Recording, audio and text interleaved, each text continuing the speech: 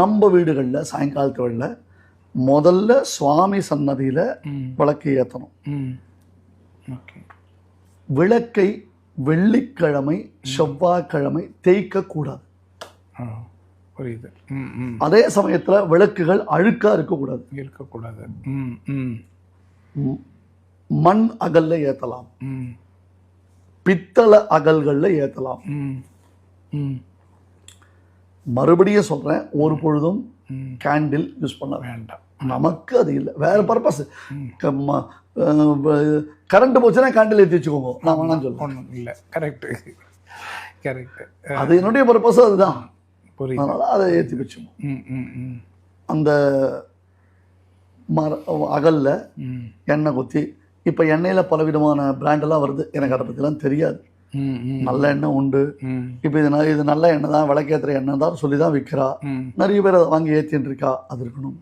பஞ்சு திரி இல்லை நூல் திரி போடணும், அதை போடணும். சுவாமி சன்னதியில் ஏற்றணும்.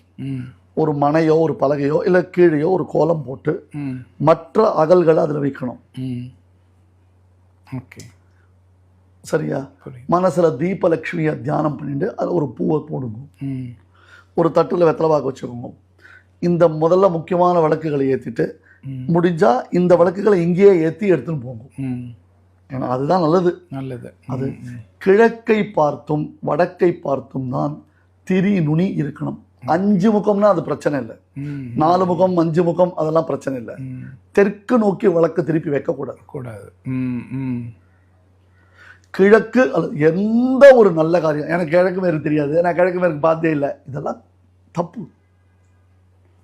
அன்னைக்கே சொல்றேன், வஸ்திரம் நம்ம உடுத்திக்கணும்னா கூட தீபாவளி அன்னைக்கு சொன்னேன், கிழக்கு வடக்க பார்த்து தான் உடுத்திக்கணும் எப்பவுமே. தினப்படியே ஒரு சொல்றேன், எந்த ஒரு காரியத்துக்கும் சொல்றேன். அப்படி வச்சு தீபலட்சுமியை தியானம் பண்ணி அதுக்கு ஒரு பூஜையை பண்ணிட்டு, பூஜை ஒரு மகாலட்சுமி அர்ச்சனையோ ஏதோ ஒன்று பண்ணுங்க. ஒரு வெத்தலை பாக்கு வச்சு அதுக்கு நைவேத்தியம் பண்ணுங்க. சுவாமிக்கெல்லாம் நைவேத்தியம் பண்ணிட்டு இதுக்கு நைவேத்தியம் பண்ணி ஒவ்வொரு வழக்காக கொண்டு போய் வைங்கோ.